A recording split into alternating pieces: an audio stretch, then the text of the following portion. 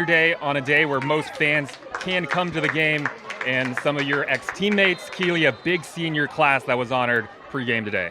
Yep. Several key pieces of this Bears squad make up a part of that senior class, and they've been a part of this starting lineup and big contributors all season, so great to see them honored, and I think we're going to have a good match on our hands. Always a little extra importance in these kind of matches when you are fighting for your seniors. You're playing for someone besides yourself, not just for the Bears, but for those people who have been such a big part of a lot of these younger girls' experience here at Cal. So I know they really want to win today, and it's a big one for them. A win here today keeps Cal's playoff hopes alive. I think it's absolutely crucial for them, not just their ACC playoff bid, but NCAA, RPI, all that on the stake in this game. So it's a big one for them. Yeah, Keely, you had a first-hand account of the senior day festivities. You went out there with Mia Fontana, who's the seventh-year senior, your very good friend and former teammate. 6 seniors honored pregame, and now it's back to business, as you said. We'll talk much more about all 6 of those seniors throughout the course of this game, but this Virginia Tech team, hard to believe, this is a lot of the same players that made it to the Elite Eight of the NCAA tournament for only the second time in program history last season. Just been that type of year, but an early opportunity and a chip shot that Tegan Y leaps for and misses the target, but only just. And Anna Weir had a chance to put Virginia Tech up early. Yeah, that's a really good look from Virginia Tech. It almost kind of catches the Cal back line just a little bit slow to react to that, and then Weir does a good job getting a shot off there under pressure, and potentially a little bit of a mistake on that right side from the freshman, now defender, recently converted Elholm Kursan. She looks like she's pointing for a hand, but ends up working out for the Bears, goes over the bar, but a good look for the Hokies. Hokies score a lot of goals. They still have so much offensive talent. This is chipped in. There's Dimry, 16 in gold, and that's over her head.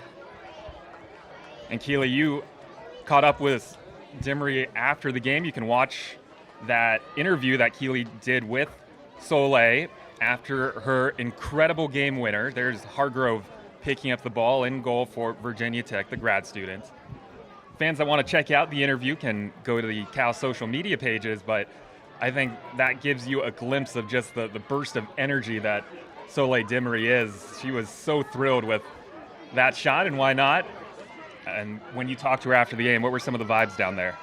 Yeah, I think she said, she was aware of where they were at in the game. Under 10 minutes to play. She knew she was in the 87th minute when she picked up the ball, and she said she kind of just let it fly. She wasn't sure if she was going to make it. She wasn't sure if it was necessarily the right shot. She felt like the timing was kind of a now or never, and she said she was even a little shocked at the way it ended, but what a shot. I think one of the best I've seen in the collegiate game this season, and one of the best I've seen at Edwards Stadium. A lot of greats have played here, so that is a big nod to her, and she has had a great season, kind of coming up big and in the right moments for the Bears. Yeah, breakout year for her after last season. She was in and out of the lineup and missed most of the season with injury, but she is such a talented attacker for a team that at points this season has struggled to score goals, and once you know it, they had scored 1 goal at home all of conference play. Virginia all season had conceded just 3 goals, and Cal scores 2 against Virginia in the span of about 6 or 7 minutes. Yeah, it was a crazy second half finish. I guess the tough part about that is now turning the page. You have the thrill of that draw. And now Virginia Tech, and don't let that record fool you, because they have some speed just like this. That time, that pass just off the mark. Good defense by Kurzan at outside back. This also a Cal team understaffed because they are missing a lot of outside backers today. No Olivia McPherson and no Summer Starziak, who made her first start of the season against Virginia, had to leave, though, with an injury. Yeah, this Cal team has really had to fight, and they have had to adjust a lot. Coach McGuire has done a good job. He's had to convert multiple players into defensive roles this season. It's not an easy task. This is Kosmeyer, one of the 6 seniors, Stanford transfer, Connecticut native. Yeah, but this, I think if you're the Hokies looking at this, you know Cal has had to make some adjustments in the back line. I like how aggressive they're being, getting numbers forward, looking to get in behind the back line. I think that's the hardest thing when you're new to a position, especially playing in the back line. You're not used to people running in behind you often in a place that is so dangerous. It's different than when you're playing out wide in other places. So they have opportunities that might open up if they can take advantage. Yeah, Kirsten, she is used to running past players, not backpedaling and keeping up with them. That's Hargrove, who came in to try to catch that in traffic, and apologies from the Golden Bears who were in there. And Hargrove is a good keeper, grad student from Richmond, Virginia, RVA, and she has been there a long time. This is her 58th game and her 55th start of her career. Yeah, it looked like Hargrove and Kosmeyer took quite a hit there as they ran into each other. Yeah, Coco Thistle was in there too. This Cal team just 19 goals on the year, but they've only conceded 14. They conceded the first 2 against Virginia in the first 15 minutes in about a 2.5 minute span. And then Tegan Y said, "I'll do the rest."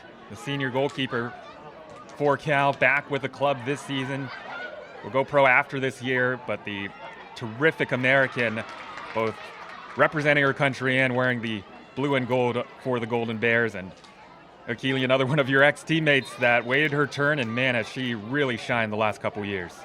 Yeah, I got to play with her, when she was not the starter at the time. It was Angelina Anderson, who now plays for Angel City FC and then WSL, and it was crazy to me that the backup keeper who I was getting to shoot on after practice was Tegan Y. I felt so confident in my shooting, knowing that I was shooting on one of the best keepers in the nation, as just her post-practice get some shots up. So, she has been excellent for the Bears for so many seasons now, and just capping off a great career here. Here's Valente up the near side for Virginia Tech, 16 in white, and she earns the Hokie corner. Well, I'm sure it was good practice for you. You didn't mind it, right? You were in the starting lineup. You were still trying to score goals, even though Tegan Y wasn't a starter yet. Yeah, and something about Y is that she is so passionate about the game. She would sit at the field and take 100 shots every day after practice if they would let her.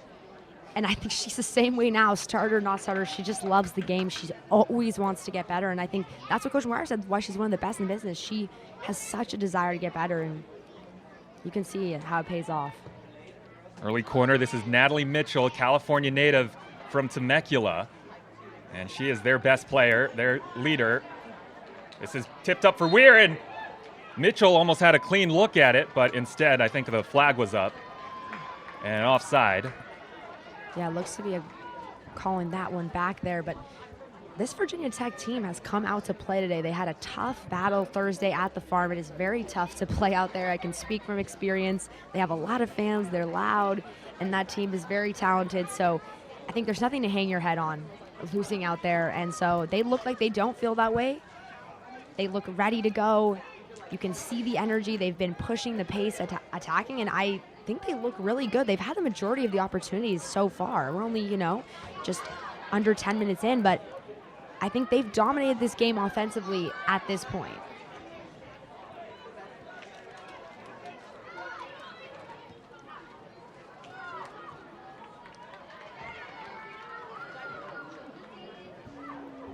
Well, that's one of the big games in the country in NCAA soccer. Obviously, all eyes on Berkeley, Cal, and Virginia Tech for us, but a lot of the other country, they are focused on Virginia versus Stanford, which is down the road in Palo Alto, and that's a contrast of styles. Number 1 versus number 3. Virginia very defensive. Stanford just an electric offense coming off that 5-goal performance against Vatek, who looked eager to get that memory out of their mind. They looked very spry to begin. Mitchell working on Curzan, again, that new defender for Cal, and it does go off of Mitchell and a goal kick.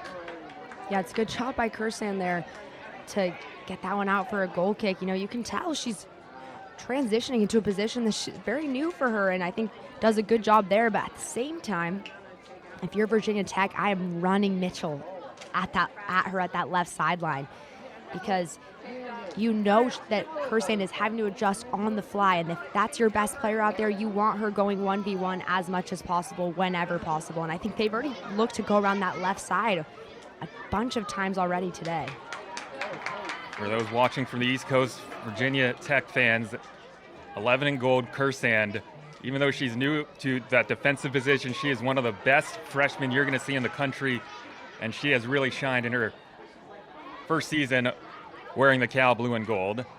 Cal there almost got it into the Virginia Tech third for one of the only times today, but Hokies defense comes up with an answer, and now a foul called near midfield.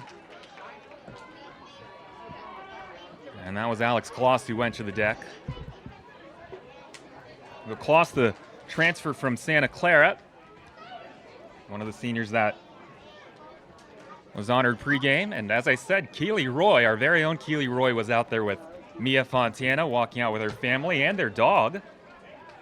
You had a big responsibility as Cal looks to take this free kick. Here's Doherty clipping it forward and just too tall for everyone. You had to hold the Fontana's dog as they walked up onto the field for the ceremony. Sir Poncho, yes, big responsibility for me. I was honored to join my former teammate. It's great to see her repping the blue and gold in her 7th year. And it takes a lot to come back as an older player, because you can feel a little out of place, and I think a lot of players have had to do that. You see more and more since COVID and onward, a lot of 5th, 6th year, even 7th year players. But I'm very proud of her coming back and having a good season after an injury too. It's a dual thing that's hard to deal with, and it's great to see players continuing to take the opportunity to also get an additional level of education. So it's great to see it used to kind of boost people's career on and off the field. And Cal back on their heels here, and this through ball just too heavy for Valente. Fontana's playing on the far side on that far midfield spot, number 7 in gold, and a player that thought her career was over a couple years ago, but because of all the injuries, she is still with the team now, and she almost put in one of her rare goals. That's usually not what she's best at, Fontana. She has 7 goals in 70 games in her career, and she almost added another one against Virginia early. That was a couple of chances that Cal had to get back in the match before that just almost miraculous finish to the contest. So that's the story with Cal. They, as Keely said, they need to win today, we think, to keep hope alive, both for the NCAA tournament, which right now their RPI is 61, which usually is on the outside looking in, and then in the ACC tournament, just the top 6 teams qualify for the tournament, and Cal is 2 points back of NC State and Wake Forest, who are tied for the 5th spot. And now for the Hokies, who, as you said, they have looked like the better side through the first 13 and a half minutes. We talked to Chugger Adair, who is in his 15th season in Blacksburg. We actually talked to him from the airport because he is from the San Diego area, and he was coincidentally going to a wedding that his niece was getting married down in San Diego. So he flew down for the rehearsal dinner on Friday and then came back up yesterday to make sure that he was here for the team's training. Yeah, the dedication. Well, he's been in Blacksburg a long time in with Virginia Tech, so he's a Virginian by now, but a lot of his life has been spent in San Diego. That's part of the reason why they have a great player like Mitchell, and they have had some of their best success under Chugger Adair. Here's Coco Thistle. Tried to get an angle at goal, not open though, and she'll switch the side. That went past the feet of Kloss and tracked down by Elam Kursand. This is pointed for Dimry, and she just did not have the stretch to get a touch to that. That's a really good look for the Bears. Their best of the game so far, and I think that easily could have been a goal if timing had just been a seconds earlier on the run. But Soleil Dimry, again, what she does best is getting in back behind lines. She is almost, I want to say sneaky. It feels like she's always in the right place at the right time. She loses her defender well, and Kursan, the freshman, playing outside back, whips in such a good ball, and Dimry reaching, but just not quite able to get there, but could have been a very solid opportunity for the Bears.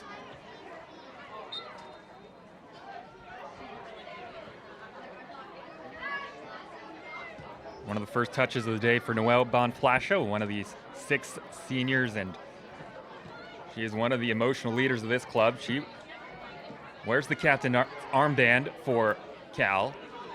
39 in gold. She is at the center of the pitch. Virginia Tech has, look at all the gold jerseys that are back now trying to defend them. And that weighted pass is too far for Anna Weir. Yeah, the Hokies, they lost 5-0 to Stanford. That is one of the worst losses deficit-wise in Chugger Adair's career, which tells you how consistent he's been. They've been a consistent NCAA tournament team. They made it to the Elite 8 last year unexpectedly.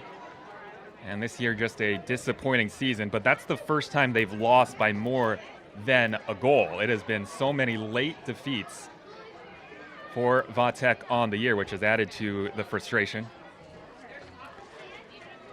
Yeah, I think when we talked to Chugger pre-game, he said this, obviously coming off of last year, it's tough emotionally for your team to come this season and not have the results they want. He's had a very consistent group over the last couple of years, and it felt like this season they're just getting unlucky at moments, like you said, losing a lot of games by 1 goal late in the game. Those can feel extra heartbreaking because you're right in it and then walk away the same way, no points on the board. But I think that's the thing with soccer. Every season is going to be different, and whether or not you bring in a ton of new players or you lose a ton of players, just the way that you're matching up personnel and everything, you never know with injuries. Just because you see you have the same people returning, by the time you actually get on the field, you just never know. Played through, and a strong challenge by Reese Doherty to knock Hannah Patchen off the ball. That stymies the threat for the Hokies. Yeah, Doherty's so strong, playing in center back, the converted midfielder. You would barely tell she hasn't been a center back her whole life. Yeah, she and Alex Kloss have just held down those 2 positions this year. They will hardly ever leave the pitch. This is Kursand, who gave the Bears maybe their best chance of the day minutes ago. Again, this is Cal Soccer here on the ACC Network with Keely Roy, the former Golden Bear top goal scorer. I'm Greg Wong. Appreciate everybody joining us on what is just a beautiful day. Nice and sunny here in the East Bay. And it's Fleet Week, a lot of activity in the area. And thanks everybody for being with us. I know the Virginia Tech side, they had a tough night. Chugger Adair said as much after the 5-0 loss, but they went to Alcatraz the other day, did some of the touristy stuff. This is the first time Virginia Tech or Cal has ever played each other on the women's soccer pitch. Yeah, one of the cool things about this conference realignment, Coach Chugger, and the great conversation we had with him, said it was important that, to take the team to do some cool activities while they're out here in California. He said a lot of these girls have not been out to California or the West Coast before, and I think that's very special that he made the time and effort to go take them to Alcatraz and plan some other activities, because you don't have to do that stuff. You could just sit at the hotel, watch your film, do your trainings, but I'm sure it'll be a memorable trip for them just from that perspective. Mitchell with a theft on Doherty, and then Doherty with the recovery. Let's see with the last to touch. It was Mitchell, so Tegan Y will take control of this. Yeah, Mitchell already putting on a strong performance tonight. You can see she's aggressive, she's confident on the ball, and they've targeted her a lot tonight with the ball, and I think it's the right choice. She's shown that she might be able to be the one to make the difference here. Yeah, she is 5'8" out of Temecula, which is way down in Southern California towards the border, and that connection, that San Diego connection that Chugger Adair has down there. And he said that as we get our first sub of the game for Vatech, that is Taylor Price checking in. She is a really good goal scorer who is coming back from an ACL injury this season. And, you know, that connection he had for Southern California, he said he was roommates with some of the coaches that 24 Mitchell has had, and that helped with the recruiting process. And now the senior midfielder playing her 75th game with the Hokies, and she has been outstanding. I mean, when you're from San Diego and you live in Virginia, I'd say this is a home game for you. I'm sure she has maybe a family or friend or two in attendance. This is about the closest they'll see her play by a lot of miles. There's actually quite a few Virginia Tech fans in the house tonight. I ran to some of them pregame, and they were coming from as far as Virginia, Ohio, kind of all over. So maybe making their own little vacation out of a good set of California-Virginia matchups. Ella Valente's cross, not cleared. Mitchell gets to it. And the Bears fortunate that Mitchell just did not take that one-timer and catch it well, because that was not a good clearance by the Bears, and it left it just bounding around near Tegan White's net. Yeah, I think that's a rare time that you see Mitchell not put that one in the back of the net. Just really not able to get the strike that she wanted there. Kind of trickles into Y. I mean, it's good that Y's ready there. The Kursan's got to find a way to clear that out. You know, a little bit of nerves playing a new position, but they cannot let balls bounce around, because I feel strongly that between Mitchell, Price, and Weir up top, that another ball left like that will find the back of the net. 23 career goals for Mitchell. She's played over 5,000 minutes in her Hokies career. I mean, she's a player that is not only a goal scorer, but she's clutch, you know, back-to-back game-winning goals in the 2024 NCAA tournament. I think that's the stat that stands out to me more than anything. It's very tough to score a game winner. To do it 2 times in the tournament, I mean, that shows what she can do. And I know tonight she realizes how important this win would be for them, just in terms of morale. 2 games on the road, and you can tell she's playing like that. Price is onside, and she has to get rescued there by Miriam Hills for the Golden Bears. Hills almost scored one of the great goals, Keeley will tell you, in Cal history in that game against Virginia on a volley that she caught really clean, but just hit the top of the bar, and it deflected off of the back of the keeper, Saffredin. Yeah, that was a good volley. I was hoping it went in just so we could have a epic goal call to match it, a little breakdown. I caught up with her post game, and she said she really felt like when it was going in, she was shocked at how it hit the back of Saffredin and somehow still managed not to go in the net. It's rare that you lose track of the ball as a goalkeeper and don't end up getting scored on. So it was, you know, it was fitting for the game that we watched. It was a little bit hectic at moments. It was crazy, and I think from a fan perspective, from the booth, I mean, it was awesome. We had a great time calling that game. If you're Virginia, you maybe don't feel the same way. If you're Cal, I think you're even more ecstatic. Ended up being prophetic, too, because we did end up getting a world-class goal. We did. But it came in the 87th minute. Crazy. Well, Virginia Tech keeping up the pressure. Sorry, Keeley, as Dimry here has to play defense. I'm just hoping for another one like that today. Yeah, this has been a fun first half, even though we haven't had a breakthrough yet. Cal still does not have a shot, but they've had opportunities. 2 shots for Virginia Tech. And you mentioned that Mitchell does have a lot of family that have made the trip up from Southern California, only about an hour plane ride, or 8-hour, 7.5-hour drive, depending on how many times you stop on the way up. And Chugger Adair, he does not have very much friends or family here at all, if any, because they're all at his niece's wedding down in San Diego. Yeah, a busy weekend for him. But they did get to come out in droves last year, and they played at UCLA and had that big win in the NCAAs. Yeah, I'm sure that's got to be a fun setup as a coach, come back and get to play in front of a lot of family and friends, which you don't probably get to do often all the way on the East Coast.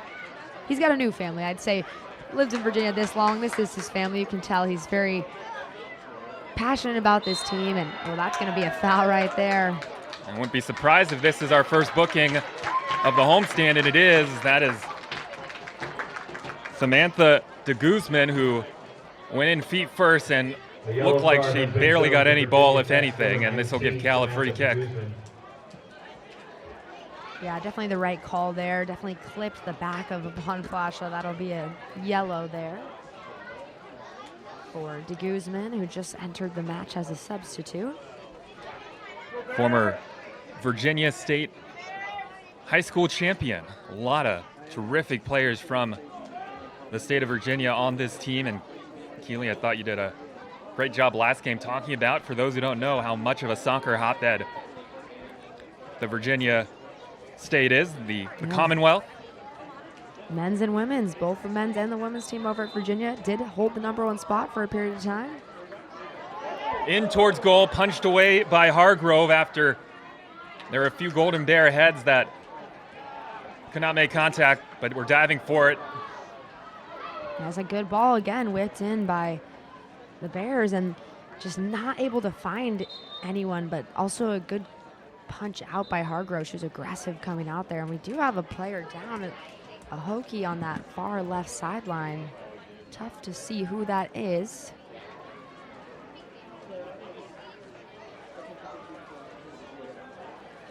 It's Hannah Patchen, it looks like, who is a player that plays a lot of the game. She is one of their starters. Number 5 in white, has played over 1,000 minutes this season. And that is not a player they want to see leave the pitch for any length of time. Patchen's really in pain. She is getting checked on. She's from Uniontown, Ohio. And so hopefully she is able to stay in the match as the crowd continues to file in. This is shaping up to be one of the best crowds of the season on the near side. I know in our camera angle you only see most of the far side stands, but it's the near side stands where all the party is. And the shade. And where the shade is. And where we are. So it's obviously better. No, I like that they get a little bit of fans now on the not only opposite sidelines on those bleachers, but also right behind the goals. I think it's always fun to sit behind the goals, especially when there's a lot of action in front of the goal mouth. You get some really fun shots coming right by your head over there. Yeah, thanks to Andre for showing our viewers that look at the benches behind the goals. That's a great place to be, especially for the men's team. That's almost like their season tickets to the women's games, because they love to, I don't know if they're coming off after practice or after class, they all congregate behind the goals and they make a little bit of a ruckus. It's the perfect place to heckle from, right near the goalkeeper. I would hate to be a goalkeeper for that alone. I feel like you're so close to the sideline, and it feels like there's always stands right behind the goal, even at a field like this where there shouldn't be stands behind the goal. There is, and I know there's a little bit of friendly chirping that goes on. Yeah, I see some Virginia Tech fans out there, far side near the scoreboard. Patchen gets helped off again. We hope that she's all right. Obviously, she is such an important player to this Tech team. She is a true freshman, but with a lot of talent. And she has been one of a number of freshmen that have gotten big minutes for Virginia Tech this season. And she is still in the game. She's on the near side. Keely, I'm curious as see what Kosmeyer can do here. Plays it on the overlap. It's a good run. And now a cut back towards the inside. Can Kosmeyer get anything on this? And it just kind of squirts away to the near side. And Hills, close to a handball, didn't get the call. And then Doherty has to rescue this one for the Bears, who have to reset. You know, you have had some thrilling wins in your career, and you participated in Senior Day here at Edwards. For the Bears, take me through what you do mentally through that emotion and through the thrill of that last win that last tie felt like a win, I'm sure, for the Bears against Virginia. of then getting back to game mode and playing a hungry Virginia Tech team today. It's definitely a tough one for the Bears, actually. I think as much as senior night is so great, I think it's actually can be challenging because there's so much emotion that goes into this. These are people that have become more than teammates often. This is a family, and it's in a way acknowledging that these players are moving on, and it's definitely emotional. There's some tears.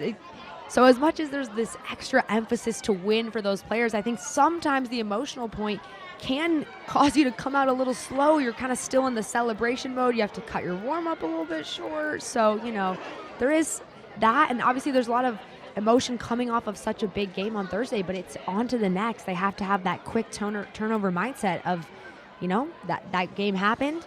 It was huge. It was great, but it's a new game today, and they cannot slack off against this Virginia Tech team. They are very good, although their results have not shown maybe what they wanted. They have a lot of key good players that can do a lot. And you nailed it, Keely. They are going after Curzan. They want to test her defending ability, and this ball in on one hop is played by Teagan Y. We saw Curzan again there go for the ball, and that allowed Price to get a step on her. So, for as good as Curzan has been all year, as electric as she's been today, it looks like she's going to have her work cut out for the Bears. Again, if you're just joining us, the Bears are down a couple of their outside backers, so it's going to be Curzan for, you would think, most of the game.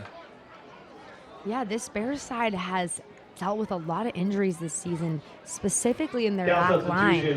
They are really running on slim numbers. A lot of these players, could end up being healthy later on in the season, potentially the postseason, but at the moment they're definitely down some numbers, and with that comes having to make some changes, and Curzan one of those changes today, and it's tough.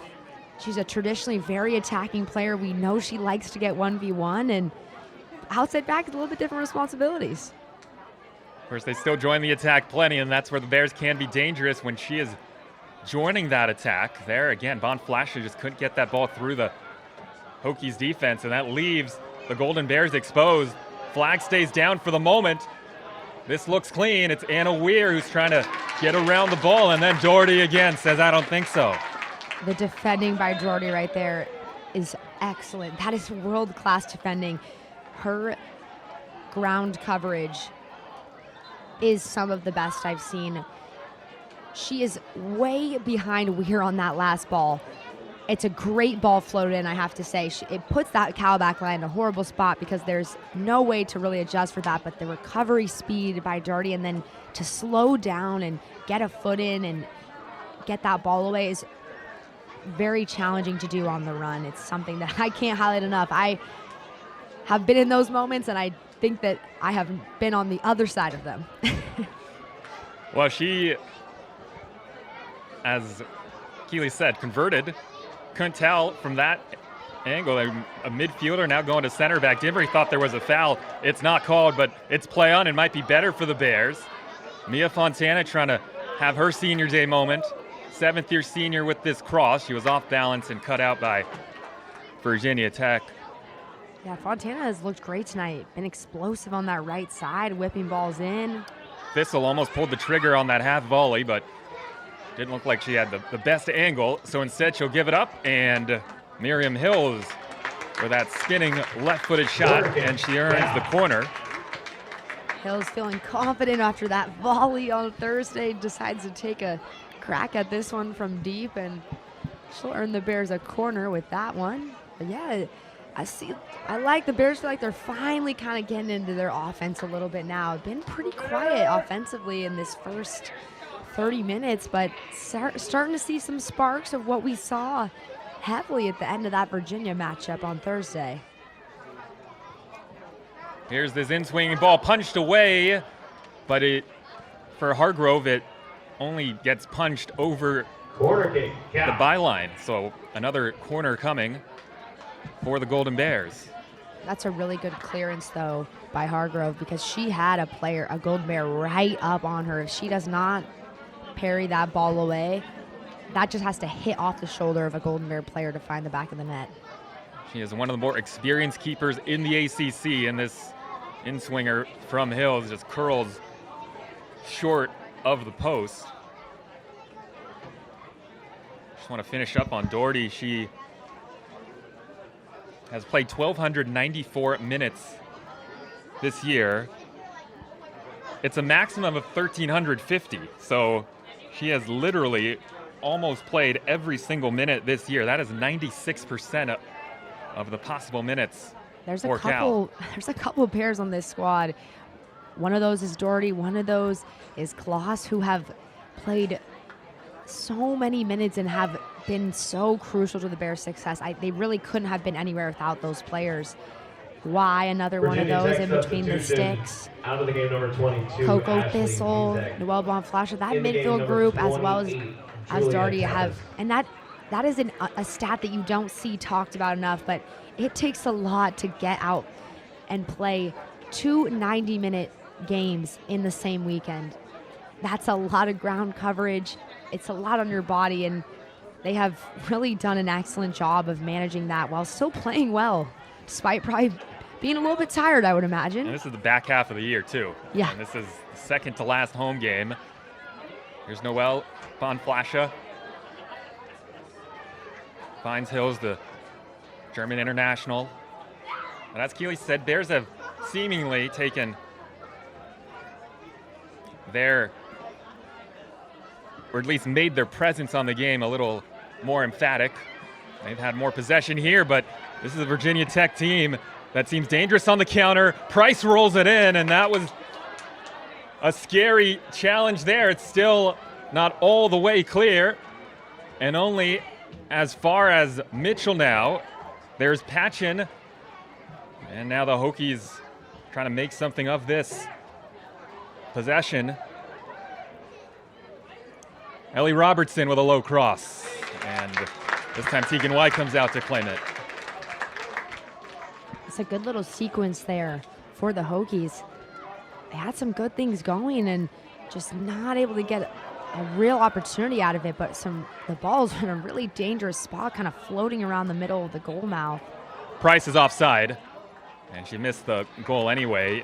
Yeah, Keely, that's been something I'm sure a lot of our viewers have seen, is that this speed, they've been pretty aggressive with going after these passes from the Bears' back line. Yeah, and they have a lot of speed up top. This is a very quick front line. You cannot underestimate that. We've seen already some of these balls slipped in behind. The speed that their wide players have, the Bears have to keep an eye on that. And if you're Virginia Tech, I think you lean into that even more. You know Cal has had to make some adjustments in the back. I would keep pushing the ball into the back line and just trying to whip services in, just can you put Y under pressure? Y is actually down right now in the backfield, and referee is just now noticing that. That is not someone you want to see down if you are a fan of the Golden Bears.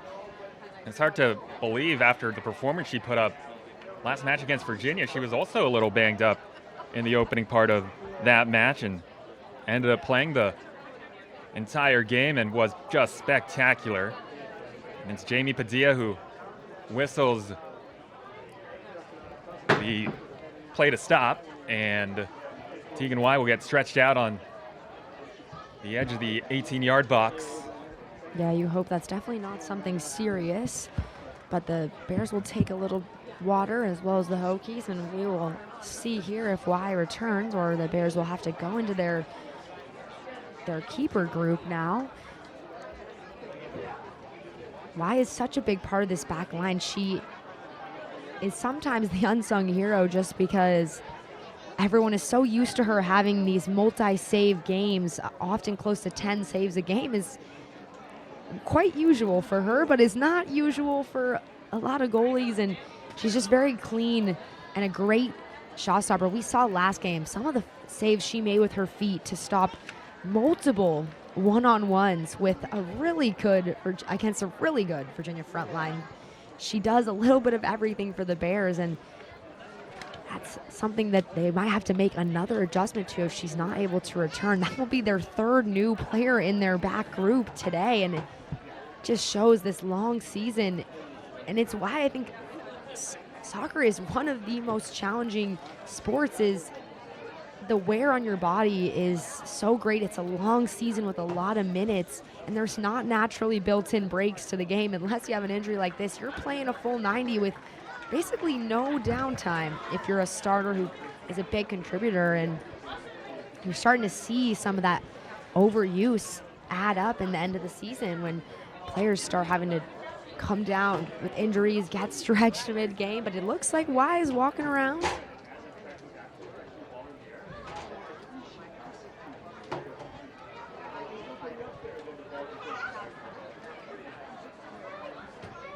Tegan Y has literally played every minute this season for the Bears, as you would expect for a player of her caliber. Without being injured, she is going to stay in. She missed the first half of last season, but that was only because she was playing in the Under-20 World Cup, where she was a big part of the bronze medal that the Americans won.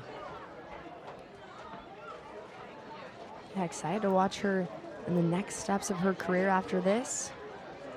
Nutmeg by Hills, but Virginia Tech, look how quick they start this break. Weir was making a run. Instead, they're going to try to chip this down to Price, who's trying to beat Doherty to the ball, and she does. And Price just slides it in a last-second defensive play by Reese Doherty. That is just tremendous work. It was actually Emily Hopp who was on that initial defense, and then Doherty comes through to save the day. Yeah, Doherty is just having herself quite the game. She was great on Thursday, but she is even better tonight. And it's no surprise, of course, it's her who slides that ball out in the end. Just so consistent along this back line, and you can see her trying to coach this back line through these changes. Natalie Mitchell's corner to Taylor Lewin, who has just checked in on the near side, 21 in white. And can the Bears spring their counterattack? No, instead it's Virginia Tech. This game has been played pretty openly. Keely Roy, the former Golden Bear midfielder and attacker. You're talking about Doherty making that transition to center back. See if Virginia Tech is able to get a shot on goal here. The answer is no. The Bears play the defense. And look, you played higher up the pitch, obviously, but you were still a midfielder. And take us through what that adjustment is when you go from that part of the pitch to being the real heart of the back line unit. Yeah, it's a tough change. I think transitioning to center back from any position is tough because it's not only a challenging position from a tactical point, but also emotionally. There is so much pressure on your center backs. You make a mistake and that could cost the game. And it's definitely different even than playing in the midfield.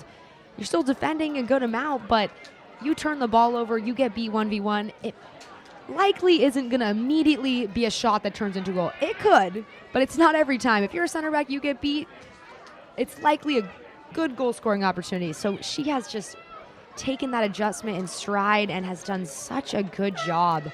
And it's honestly hard to tell that she hasn't played here previously because she has done such a good job getting comfortable with the tactics that are needed to be a good center back. She's in the good positioning. She's a good tackler. She's a good leader. You can see her coaching the rest of the line. And this is someone who just became a center back herself. So I think there's a lot of credit to be given to her for what she has done this season. Number 22, Cara Borthwick. Couple subs for the Bears. Cara Borthwick is in. Here comes Lewin now. They are playing very aggressively this front line for Virginia Tech, as Keeley noted.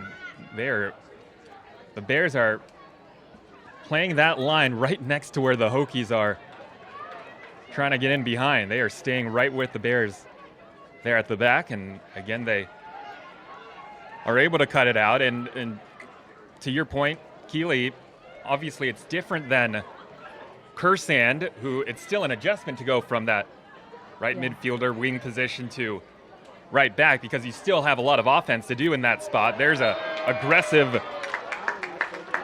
try by Robertson to get the ball. It's not going to be a card, but it is going to be a free kick right on the edge of the area.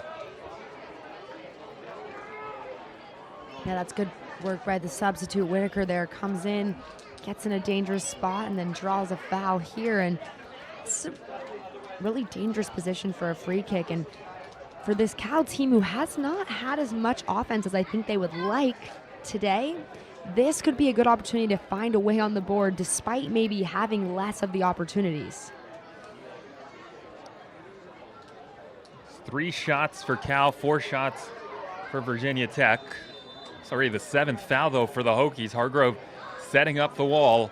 It's Thistle who's going to play this back for Von Flasche, who goes for goal and just didn't get that right. I'm not sure what she was looking for there, if that was a shot that kind of is off target. Looks like kind of maybe spun off the edge of her foot, or I don't know, maybe that's actually a service in the back post that's just a little overhit, but I don't mind the idea to go short there. I think they haven't done that a ton this season, so I like the idea to switch it up, but just that execution, that's the last little piece there. Mia Van Moore is checked in for Coco Thistle. Thistle is also a senior, and by now our Bears fans know, but for those new viewers, what a story. She has been a cancer survivor, and it was really cool to see in the last game that the Bears had all these pink hearts on a whiteboard that they posted behind their bench, and they wrote down the names of people that they know that have been impacted by cancer, either survivors or those going through the battle currently, and a lot of players wrote Coco on their hearts. Yeah, her story is so phenomenal. A really talented player, so committed to the sport, and also a cancer survivor, something that she went through last season unknowingly at first. Before her diagnosis, she was having some health problems, didn't even realize what was wrong, and then gets that diagnosis while she's still trying to compete as an athlete, and then has come back this season and has been excellent. It's one of those feel-good stories. It just makes you happy to see someone having so much success after what was a tough period of time. She also dealt with some injuries when she came back, so not even just, it's like, how many times are you going to get put down? She beats her cancer and then had some back problems, other injuries, and this might be some action there, but just not quite enough. But it's good to see her back in her best form, and she has had a great season with the Bears and being celebrated as one of those senior members of this impactful senior class the Golden Bears have relied on a lot this season. Yeah, 6 seniors for the Bears honored pre-game. Lewin, that was a tight offside, but the flag did go up. And again, Virginia Tech, they seem like they have a pretty concrete plan of what they want to do. And they've been close to breaking free a few times today. The Bears have been a little precarious with the ball right on cue. Price has to force wide to send this one down towards where some of those Virginia Tech fans are on the far side. Price has done a really good job applying a steady force of pressure since she's come into the match. She's got great closing speed and almost a big opportunity for her there. Mia Van Moore, who checked in for Thistle, is trying to get to that. They're number 9 in gold.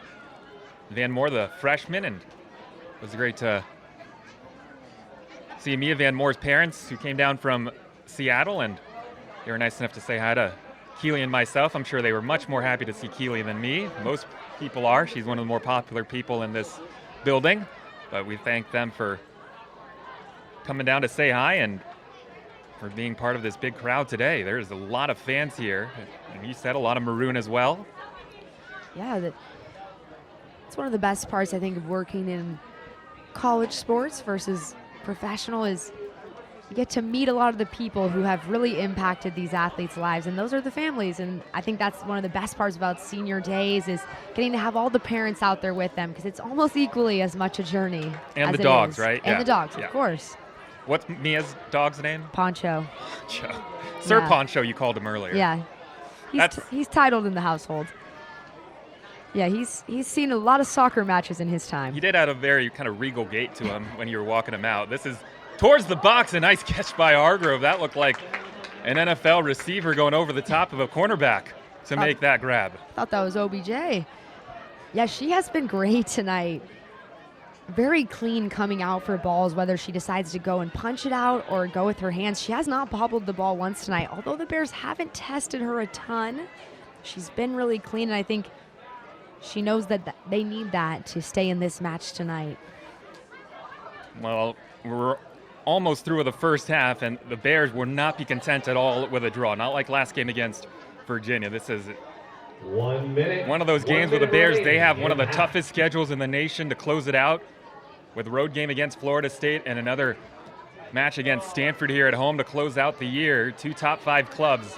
This is one of their more, I'm going to say, winnable games, I'm sure, in their minds, just because of how good some of their opponents are down the stretch. They want to take advantage of this second to last home fixture. And so they will not be content with this 0-0 scoreline.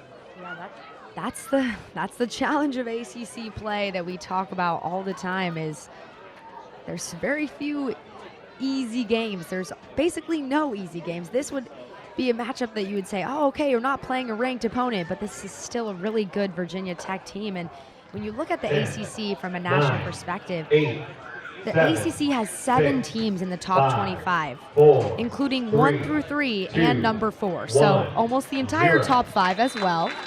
And both of these teams have had to play a day. On the other side of the conference, number 2 Notre Dame came back after down 2 goals to beat Florida State, number 5, 4-2. So these games can go any way, and so many good teams. You're fighting when you're in ACC. It's a constant battle all season long. One of those teams was, that team down south that wears red, the Stanford Cardinal.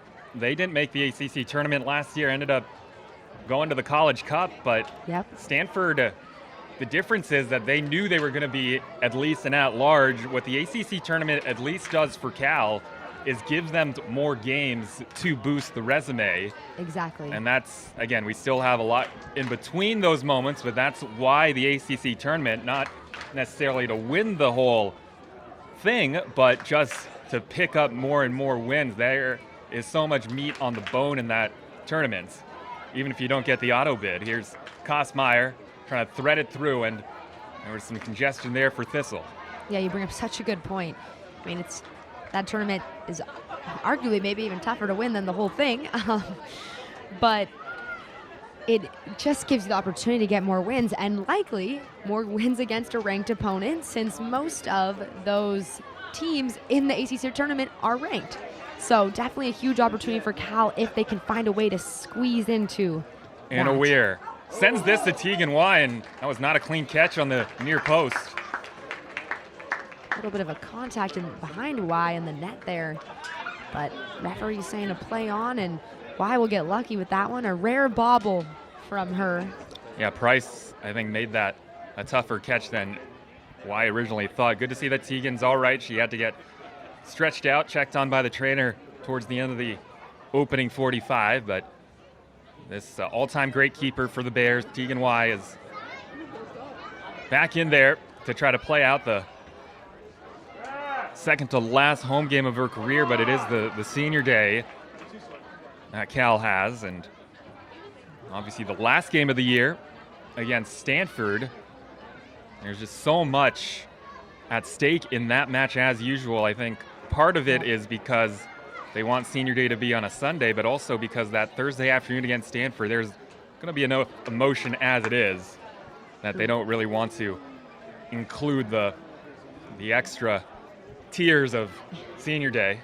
Yeah, probably not needed. That rivalry game has enough of its own energy in itself, and that one will definitely be one to watch if you're a Bay Area soccer fan, or if you're a Cal or Stanford fan. I bet we'll see you here at Edwards when we are fortunate enough to host that one. As a former Cal player, I am very excited to be in the booth for that one. I have played in those games, and they are very memorable, and Stanford, obviously, such a great team year in and year out, and that game always just provides such a good game. It's a fun one. It's not one to miss if you're in the area. And who knows, depending on what Notre Dame does today, and they're in position to be the number 1 team when the rankings come out, but Stanford has a 2-0 lead on Virginia at the half right now. So Virginia's conceded 4 goals after they only conceded 3 for the bulk of the schedule. Now they've conceded 4 in the last about 55 minutes of play as Kosmeyer gets dinged up a bit here. Yeah, that's a impressive start for Stanford there. Can't be too upset sitting 2-0 against the #1 team in the nation. Stanford, they were #1 briefly this year, and they got a shot to be #1 when they come to Berkeley in a few weeks, but Cal's got some business to take care of before that rivalry game. There's a goal kick. And again, this is just speculation, but it really, for anybody that looks at the rest of the schedule and where Cal is and who they have coming up, I think it's very fair to say that they almost have to win today to give them a realistic shot at the postseason. They've got Miami and Virginia Tech. Those are the 2 teams with only a point in the conference. But the other 2 teams they play at Florida State and Tallahassee, and as we talked about, rivalry against Stanford. Now, Dimry is on the end of it and just needs the softest of touches to put Cal ahead. 1-0. Soleil Dimry has come to life in a big way the last couple of games. Soleil Dimry, get used to that name if you are watching ACC soccer. She has been phenomenal. And none other than Soleil Dimry to get it done again today. Just an easy touch to slide that past Hargrove. There's nothing Hargrove can do there on that one. And I have to talk about that ball from Miriam Hills. Such a dangerous ball whipped in behind the back line. The defense is now running at their own goal trying to defend that, and it's just a perfectly weighted, perfect curve into the path of Dimry. Makes her job easy, and Cal gets on the board with a great goal. Their best opportunity of the match, and they put it away. All right, now when the ball's at the feet of Also assisted Miriam by Hills, 7, Mia it is Fontana. just a joy to watch. Fontana also will get credit for an assist there. Hills, Fontana, and then the finish by Soleil Dimry. A little Soleil power for the Bears in the last couple of games. She scored their last 2 goals, both in the run of play, and now here's an opportunity for Fontana on the turn. Gets to her left foot, can't get that one through though. Dimry feeling good after that finish and slips a great little ball into Fontana there. She is a lefty, looks to cut that one back and almost has an opportunity. But you can see the energy that this Bears side has when they are feeling good, and they are a different team offensively when they have that momentum going with them. And with how good Virginia Tech is on offense, how electrifying they can be, that should only open up play even more. So 1-0 Cal.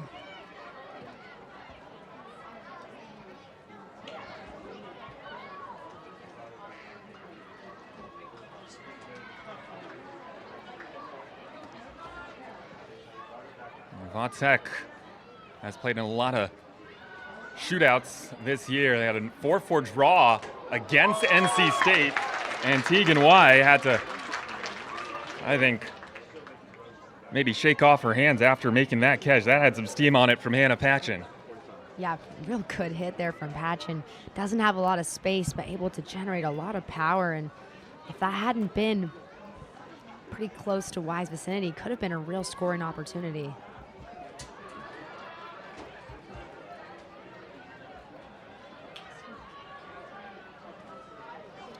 Again, they've only been shut out twice, and they were shut out one of those times the last time they were out there. So this Virginia Tech team is normally one that finds the back of the net. Of course, this Cal defense has been their strength on the year. But they've scored 3 goals or more in 5 matches in 2025 has Virginia Tech, and they've done it without one of their best offensive players who has not played this year, or has barely played this year. Their SMU transfer, Eliana Salama, and they have not had her services since the end of August because of a knee injury. There is a beautiful bit of skill by Dimry, and it falls kindly to Kosmeyer, who flings it over the bar, and that's a sitter she's going to convert 99% of the time. Yeah, you know Kostmeyer wants that one back. Sitting right inside the 6 there. She gets in a good position. And Dimry, a little bit of magic with her feet. She is just doing a little bit of everything for the Bears tonight, and it's been excellent. And that one, Kostmeyer just skies over. And if you're the Hokies, I think you're happy to see that one go over the bar, as they didn't have a lot of people in front of her to stop anything, and they get lucky on that one. And now some defense for the Bears to play here. Anna Weir trying to get in behind. Kursand on the recovery. Weir takes her to the byline and then tries to center it back for Price, and it got knocked out of play for the corner. Good defensive stop there by McMahon. You do not want to see that ball coming across the box with the speed of that Hokies front line. Clears this out for a corner. We'll get to see a little bit of set play action here for the Hokies. Haven't seen a ton of it today from either side. Mainly been in the run of play for Virginia Tech that they've had their opportunities. Not many set pieces here. That is a dangerous ball and a clean header that Tegan White dived for and grabs. That's a really good look. I like that set piece. Really well organized, and almost have an opportunity off the head of May there. But why able to scoop that one up and avoid any real implications. Well, May is 6'1", and she skied high, and she was right there to get. Now Weir again, she's looking dangerous, squares it, and this was one that I think just got up on, I think it was Mitchell a little too quickly. Yeah, you know she wants that one back. Finds herself in a great spot and not able to get it on target. We're seeing this Virginia Tech offense back in full force after kind of a little bit quietness in the beginning of this first half. But they really did dominate large portions of the first 45 offensively, but we haven't seen as much in the second. And this is the best Anna Weir has looked, number 3 in white. She has been the energizer for Virginia Tech. I like that VaTech, their sports information departments. Give credit to Danny and Emma for having these type of nuggets. They have a fun fact for every player in the lineup, at least one, sometimes two. I want to sprinkle some of those in at least. Didn't get to any in the first half, but Anna Weir knows every song in the Frozen soundtrack. And she has a pug named, actually she does not have the pug. Natalie Mitchell has the pug, I beg your pardon, got my facts wrong. Anna Weir has the worst poker face as well. That's funny, I like the fun facts. And here comes Weir. She doesn't need a poker face in soccer though. She can, game you play with a lot of emotion, and Weir has been their top goal scorer on the year. She's got 5 of them. Just one behind Mitchell.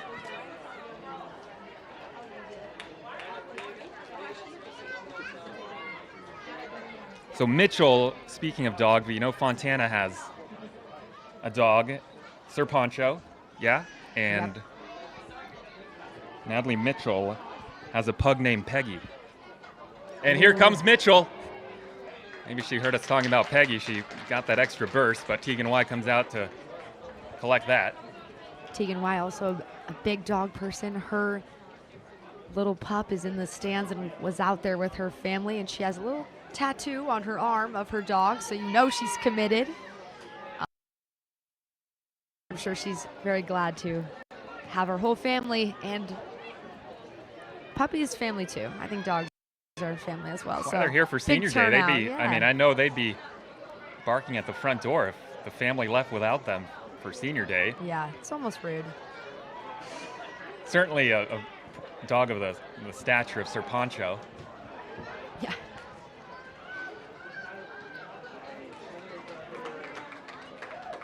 Good run here.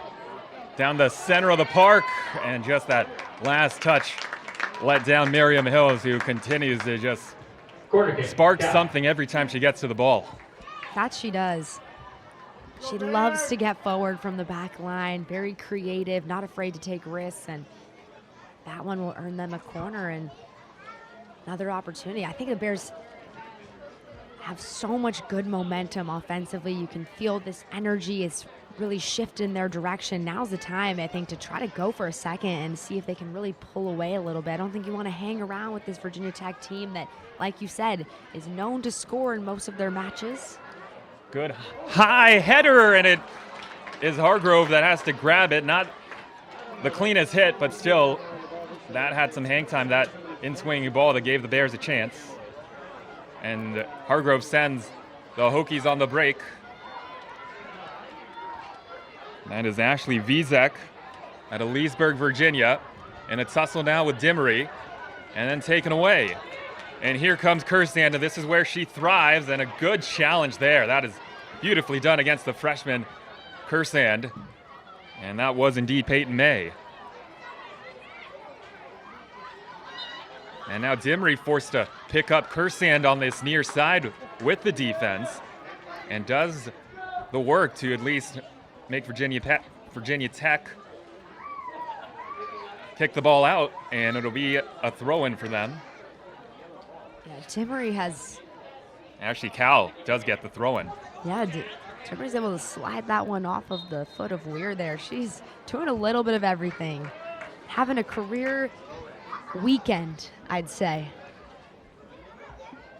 Well, Cal, they have only scored 3 goals here at home during ACC play this year. Now, one of them was on a penalty. That was the penalty from Kosmeyer that got them back in it, but they had the 1 goal against Syracuse and the 2 today and against Virginia, and the one against Syracuse was Dimry also. So she has scored all 3 goals in the run of play that they've had here at Edwards during ACC play. Nothing like scoring at home. Mitchell. And it's only the 1 goal lead. And it's not big enough to hold down Virginia Tech at all to feel comfortable. That was a comfortable look there for Tegan Y as she saw that ball from Samantha de Guzman sail past the post.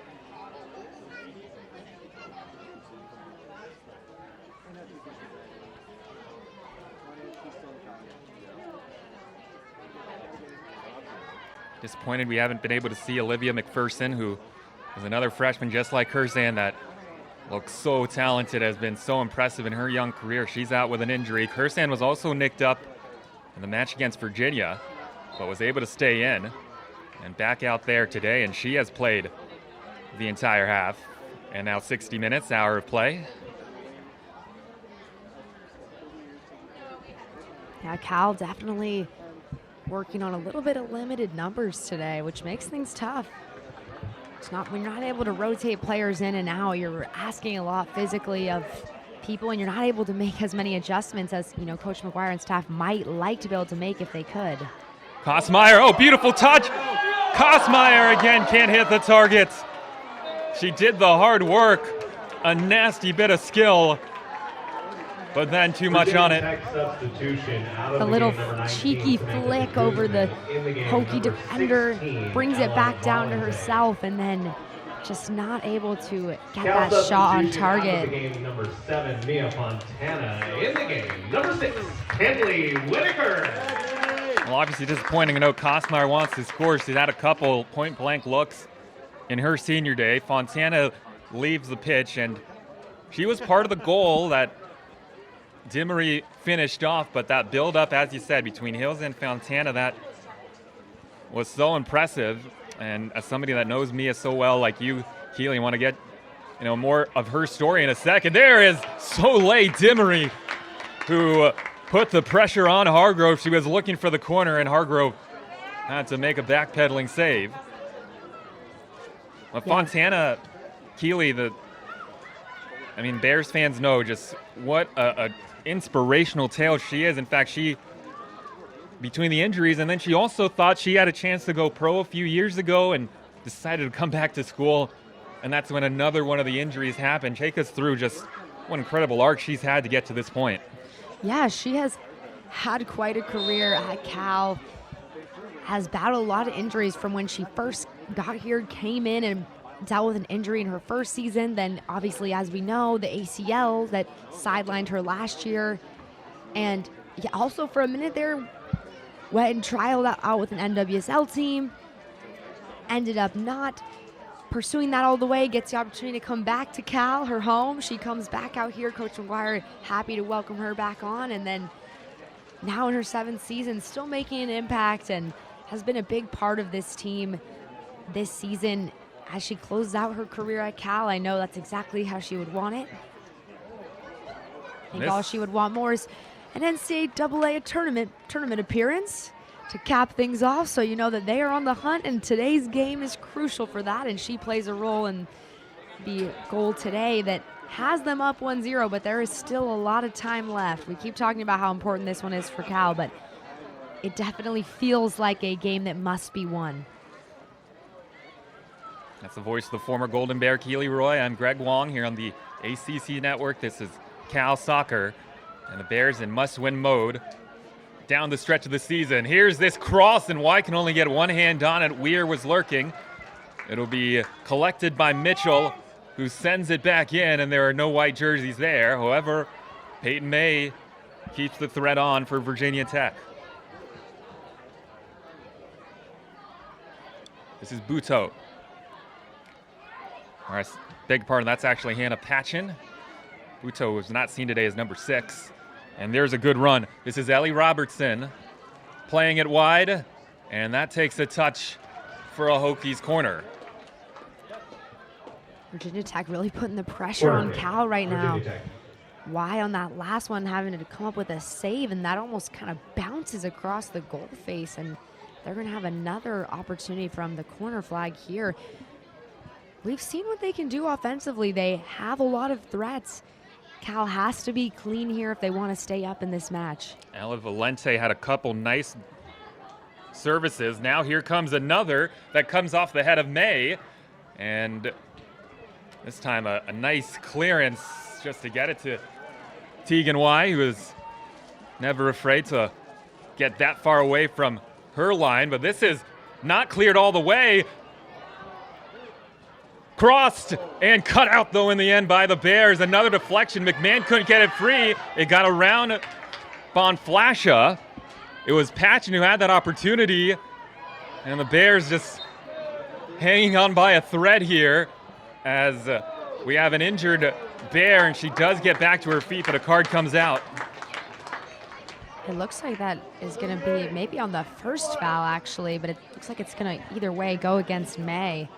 May have been involved a lot in the second half, coming up big defensively, and then obviously, you know, with her stature, definitely a target for them on set piece plays. She's got such great height, good ball winner, and they found her quite a lot tonight already, but just have not been able to find a way to get it in the back of the net. But you can be sure when they have a set piece that number 4 will be the target. This is blasted down by Y. I think I said it was Y from that made that earlier kick. Of course, that was Hargrove, who was another good keeper for Virginia Tech on their side.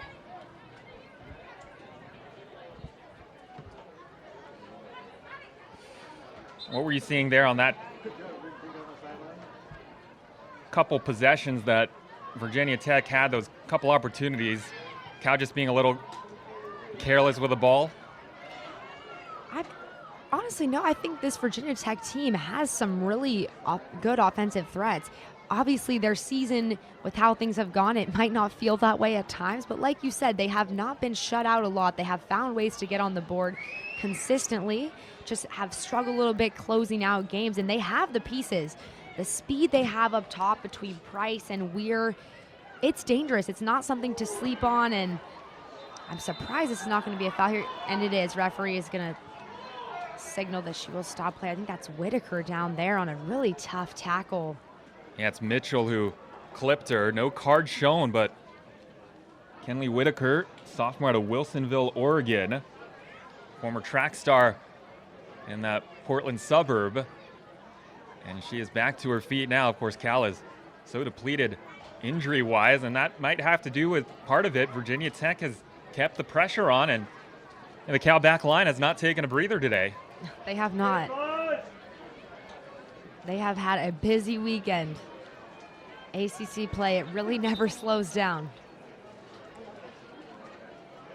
And did we just see a signal for a VR review? I'm wondering if this is a potential red.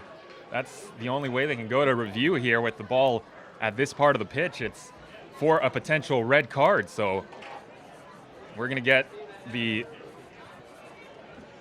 event staff. They're going to make sure we're aware of what they're looking at, but I'd assume it's for a potential red card. There was no card initially drawn, but the foul on Mitchell, and if it was Mitchell who they're looking at to see if there was something excessive, that would be so critical if it gets overturned. That is the last player the Hokies want to see. Okay, maybe next to Hargrove. I think that's probably the worst case scenario, but next to that, I mean, Mitchell has been great today. She's such an offensive threat and, you know, gets in a little bit of a chippy tackle there in the center. And it's hard to say.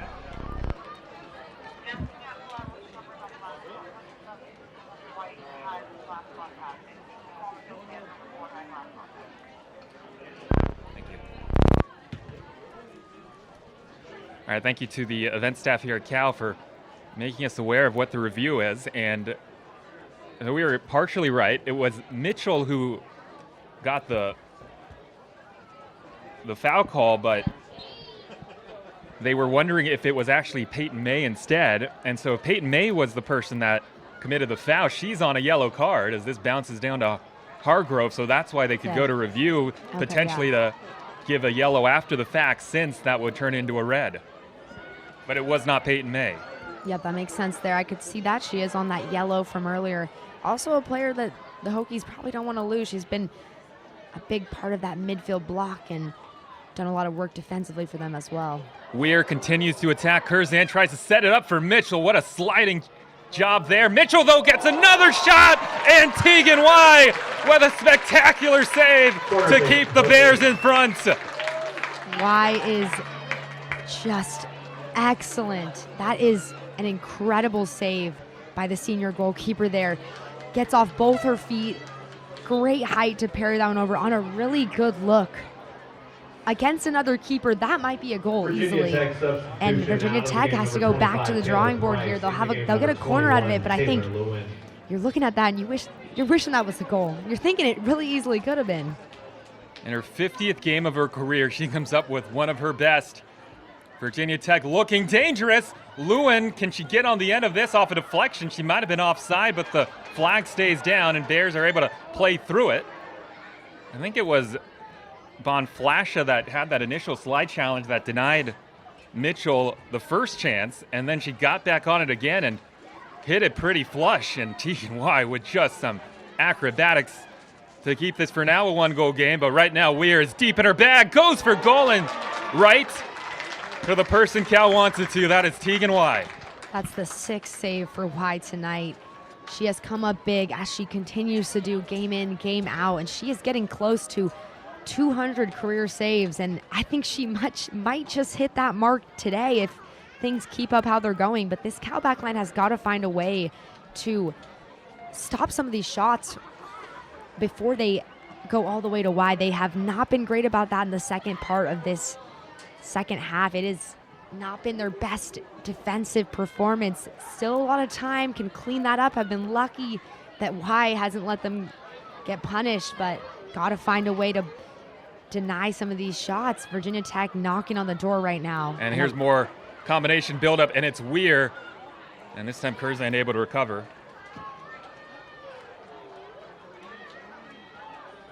Yeah, I'm sure fans watching that are fans of Cal, they are not comfortably sitting on their sofas or computer chairs tuning into our broadcast today with, you know, it does seem like fatigue is setting in, but there's just not much on some of these passes at the back, and the Hokies are lurking.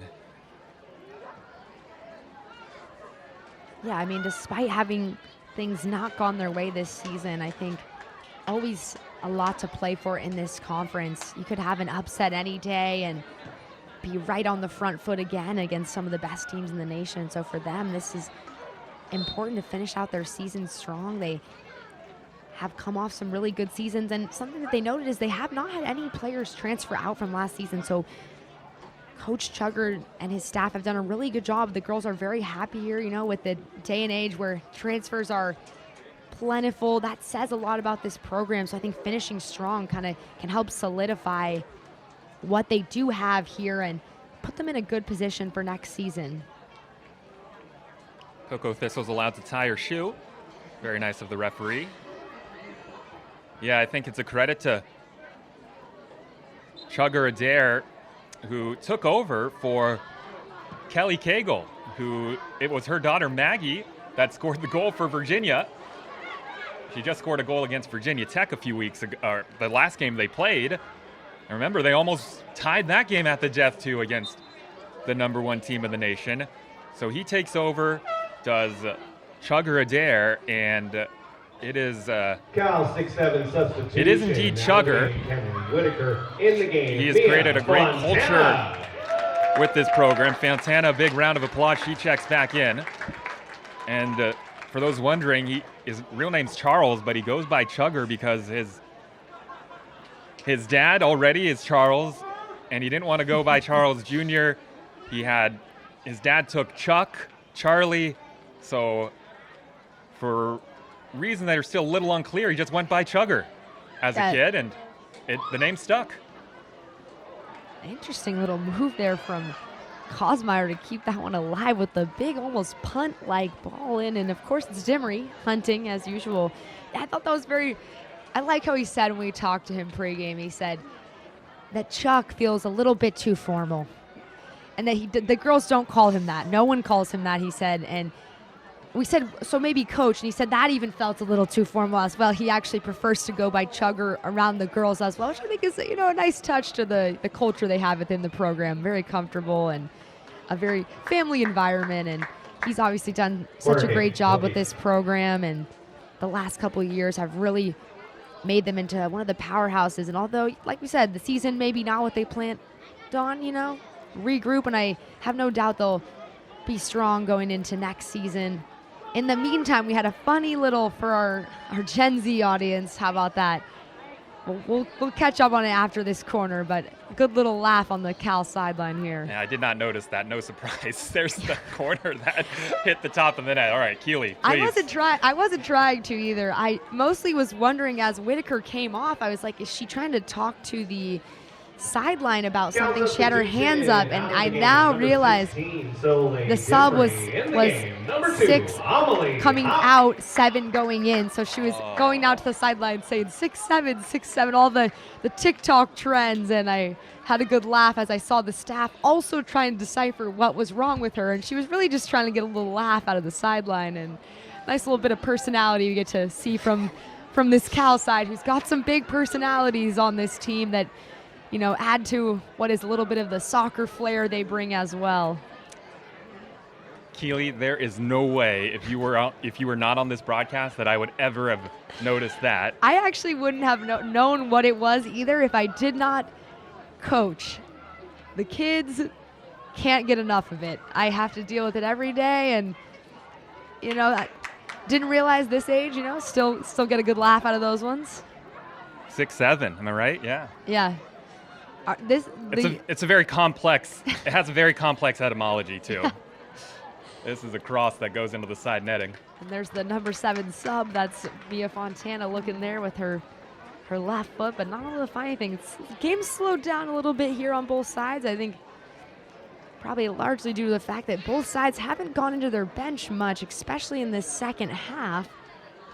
Neil McGuire, Corey Callahan did not, you think, recognize the joke that was being made on the side? I don't think Coach McGuire may have picked up on that one. Corey's got a couple young ones at home, but I don't know if they're at the internet age yet, so she may not have also. I'm sure I saw the girls get a good laugh. They got a good laugh out of it. We'll have to ask our people down in the sideline comms if they got the joke as well. I'm glad you pointed it out, because we do have a lot of Gen Zers that are watching. Any Gen Alphas too. Here is Amelie Hop, and that goes over and out. Yeah, quite a few younger fans in here in attendance today. Some ball girls. Hokies substitution. Cool opportunity for the local next Lewin generation of talent to come out and meet some of these players, be around the game, up close and personal on the sidelines. You know, Frankie Kang, who I mentioned last week, is a player that trains with Alex Claw. She's right around that age range where I'm sure she got a kick out of the 6-7. And the more I talk about it, the more ancient I will sound. So we'll leave it there here in the 75-minute mark. Vatek's put on all the pressure, but Cal has so far been rock solid, and whether it's 2 goals, 3 goals, 4 goals, 3 points nonetheless if they can secure this win before the road trip cross-country to Florida. Yeah, Florida State, one of those teams so tough to play at home. Definitely will be a challenging trip for them. Another good ball, maybe a little too much on it, and Weir was not making that run. But it definitely, unless the Bears get a goal, it does not seem like it will be a relaxing final 16 minutes of the match for Bears players or fans. Robertson takes it to the byline, cut out by Doherty, and she is able to get this full clearance. And she was fouled also. Referee coming over to that one. Definitely getting a little chippy over here. I think that one's on Price. But Doherty's so consistent today. She has just been excellent. Number 25, Taylor Price. And that'll put Y back on the ball. Something we didn't get to touch on much last game because it was just such a hectic game, really. But Y recently named to the Top Drawer Soccer Top 100 list for the mid-season polls. Not a surprise for Cal fans as she's been so consistent this season. Got the ACC preseason nod and chasing a ACC all-conference team nod, I'm sure, as well. Well, it's a testament to Tegan Y that the reason Cal was even in the match against Virginia, why it wasn't 3 or 4 goals at minimum, because of her defensive play. And then today, I think without a doubt, that shot by Mitchell, as you noted, there are only a few keepers that can save that shot. It is true. And yeah, another thing we didn't get to talk about much in that Virginia game because it really was a lot going on, but she had some incredible saves. And she won't even come talk to you post-game if she doesn't get a shutout. She doesn't care if she makes 10 saves on the day. If she doesn't shut it out, she said it's not good enough. So she would not have agreed with our player of the match we were going to give to her, even if Cal did get a result. She wouldn't accept it. Not a chance. Competitor, Kursan, not able to trigger this cross.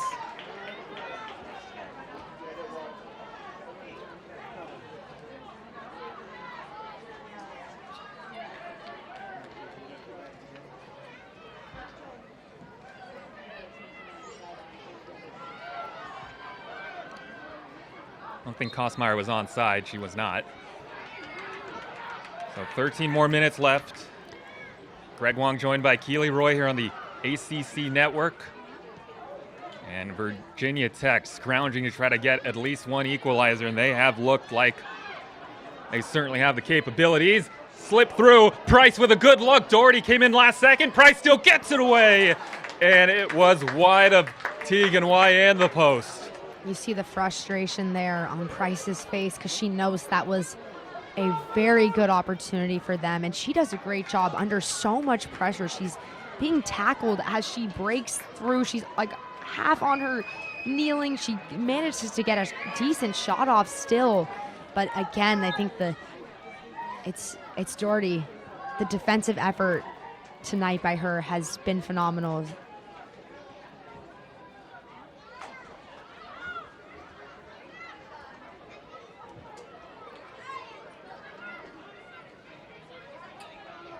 Even just to, I know Price still got a good look off, but just so that she couldn't hit it that first time because she was raring to go and Doherty just made a reset, and that might have made all the difference. Price, who has wear a green ribbon in her hair for mental health awareness, 25 in white, she's looked dangerous, as had the rest of the Hokies, and you just feel like a goal is coming. Cal hoping that they can hold them off just in the nick of time. Yeah, that matchup between her and Doherty has been such a fun one to watch. Weir and Mitchell trying to combine, but this time it's Malia McMahon that plays it back. It's a good little possession out of the back from the Bears.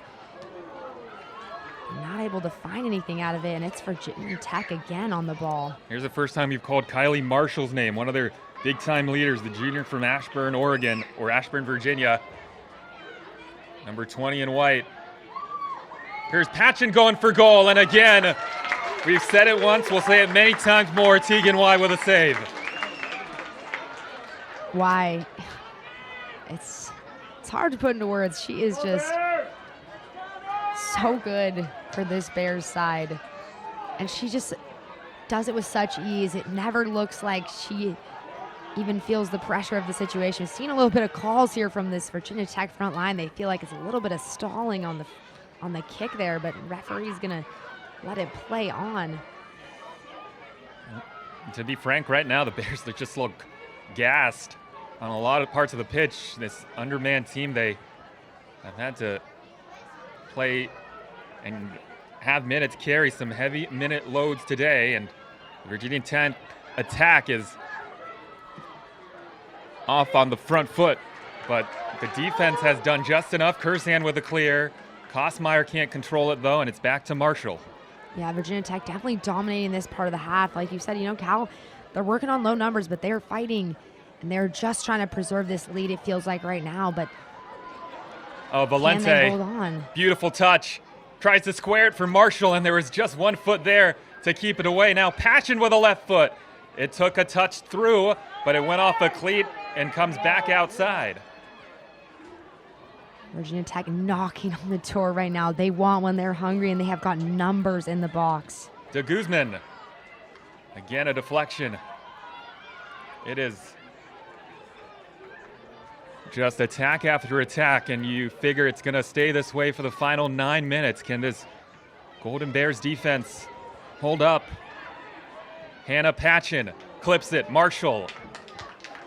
And Y beats her to the ball. This will allow her to use a little more clock, too.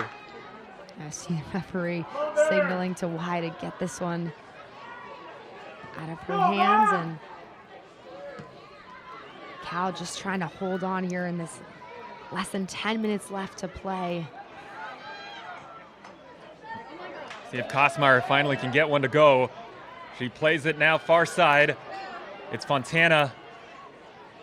Can't get around it. Just seems like white jerseys are quicker to the ball here in these final few minutes, but it's Cal with a 1-goal lead. Soleil Dimry does it one more time. After the late equalizer against Virginia, she gets the tap in off a beautiful ball in from Miriam Hills.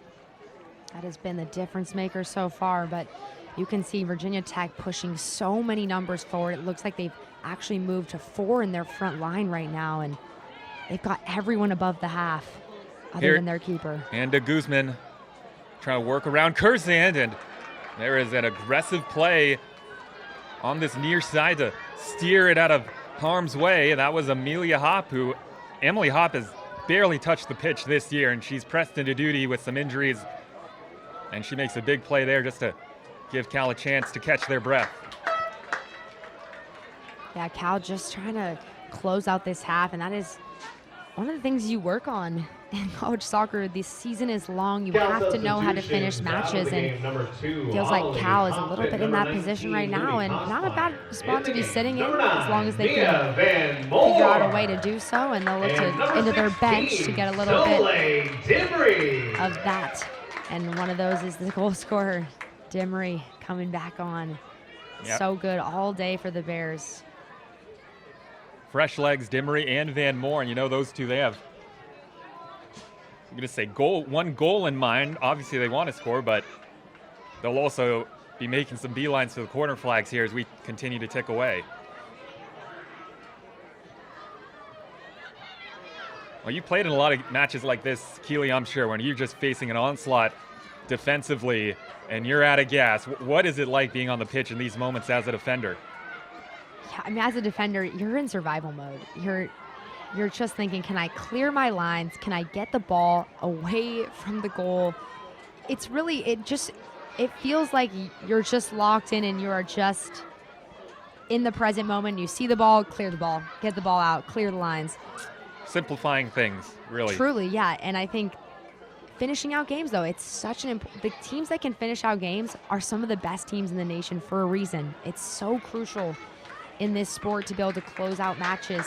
Sometimes you just can't outscore a team and have that lackadaisy finish that you want. Sometimes you got to grind out a game here where you're just eating at the clock and finding a way to preserve a lead, and that's where Cal is at right now. If you're Virginia Tech, you're the complete opposite. You're pushing your lines forward. They don't want to take a loss here. They want to take some risks, and you can see they're doing that, and they have had good opportunities, but they're going to need to find the back of the net if they want to draw even here. Yeah, Patchen, Weir, Mitchell, they've all had opportunities, and here is Natalie Mitchell, one of the great players in the history of the Hokies, plays it wide. Valente will have to throw this back in.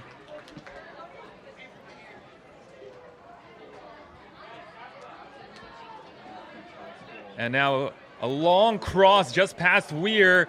Mitchell almost got her left foot to that. And it's Dimry again with the clearance. All hands on deck in these moments, right? Yep. To Guzman.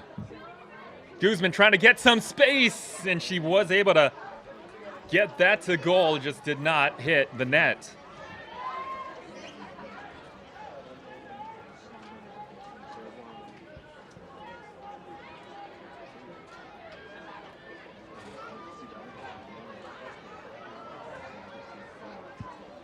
Hokie fans saying get on with it. Tegan Y finally is able to boot it down the pitch.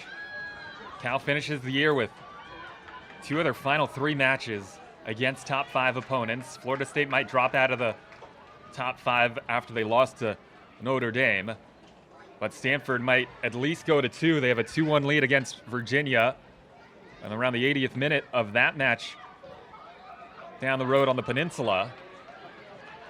Some good soccer. It's the battle, the Virginia versus California battle. New with ACC. Got some new rivalries potentially on the horizon, that East Coast versus West Coast. But I'm going to have to watch that game, the recording of it, because I'm sure that's a good one. And I think it would definitely put Stanford in a really, really good position if they're able to beat Virginia today. As coaches tell us, seemingly every conference call, there is no break in the ACC, including against the last place team, Virginia Tech, who came in ranked in the top 10 at the end of last year after a run to the Elite Eight. And here they are scrapping to try to get an equalizer and break hearts here in Berkeley. In the shadow of the Campanile, it's Valente. Patchen couldn't control it. Now Peyton May didn't get much on that. The Bears just having a really hard time clearing their lines. This is stuck outside the 18. Bodies on the deck, and we do get a whistle. And it was Valente, and now Mitchell is getting in the face of Doherty, who is hopping out of trouble.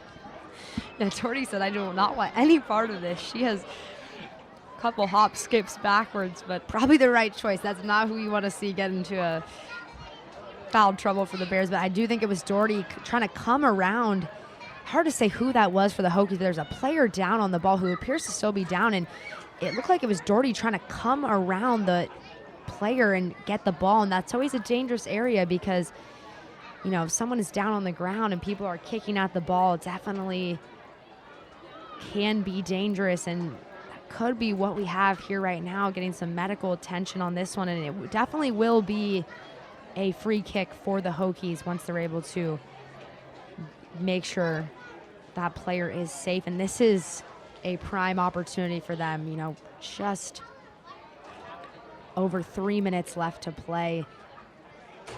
A free kick just outside the arc here in a very dangerous central position. It'll be interesting to see what they decide to go for. And there's definitely some words being had. We don't see this very often this season, but yeah, there is some chippiness. Doherty was exchanging words with Valencia, and it is Ellie Robertson, 7 in white, that gets back to her feet. And you said it, this foul is against Doherty. Robertson, who is a freshman midfielder. She is a high school legend in the state of New Jersey. Won 3 state championships in New Jersey with Rutgers Prep, and was part of the #1 team in the nation in high school. She is a native of Berkeley Heights, New Jersey. Yeah, and referee's actually reviewing this play right now. Yeah, referee is going to go to the play. I thought it was Robertson, but it is actually Patchen who comes to the bench that's in pain. So maybe it was Patchen instead. And they are going to review this, like we said, and I'm guessing for a potential red. Keeley's going to try to, we apologize for some of the interference, but Keeley's going to try to get the official word. So I beg your pardon, it was not Robertson. I thought it was 7 that was down, but it is Patchen that takes a seat. Yeah, so play is being reviewed for an injury to the head, and whether or not that is a higher grade foul based on it being. This would be a direct red. You're saying on Cal.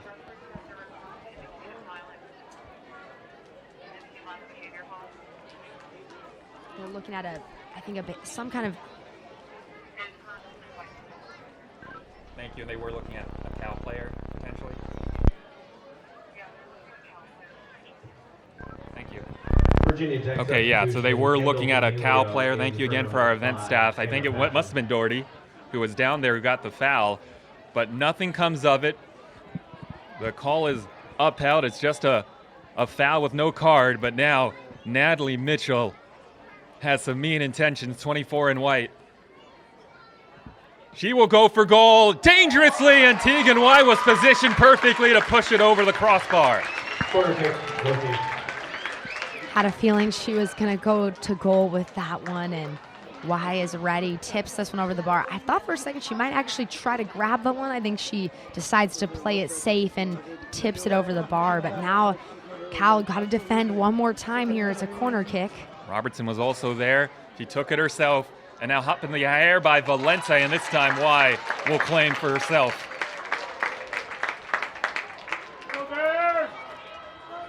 Y now 8 saves on the day. And Patchen again had to leave. She is on the bench right now. It was dinged up earlier, and looks like she will not be able to come back in for these final 2.5, which is going to be a scramble. And the Hokies have been shut out twice all year. They are in danger of being blanked twice in a row if they're not able to get a late leveler. Yeah, and that'll be offsides on Van Moore, kind of coming from an offsides position to apply pressure to the back line, and they'll get a chance to reset from the foot of Hargrove. The clock keeps winding, though. Hargrove. They want one last chance at least. Virginia Tech, couple point-blank shots for their attackers today, have not converted. Same for the Bears. But Soleil Dimry's goal is potentially the difference again. It's going to be awarded to the Golden Bears.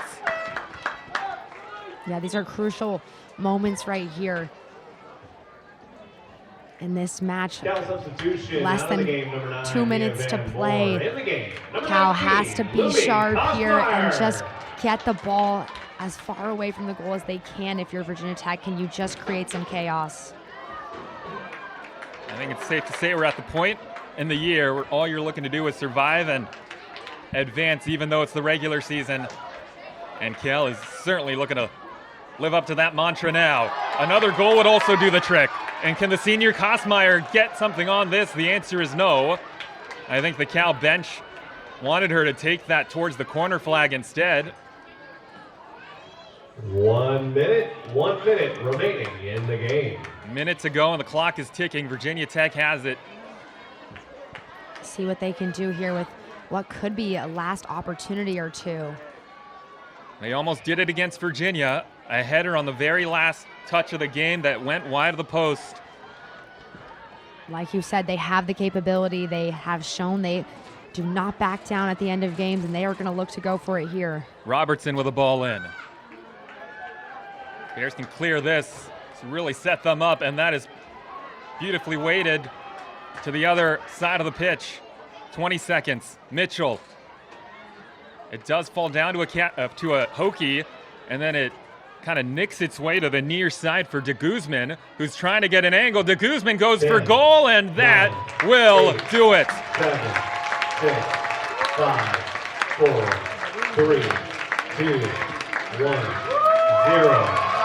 It was senior day. Your final score.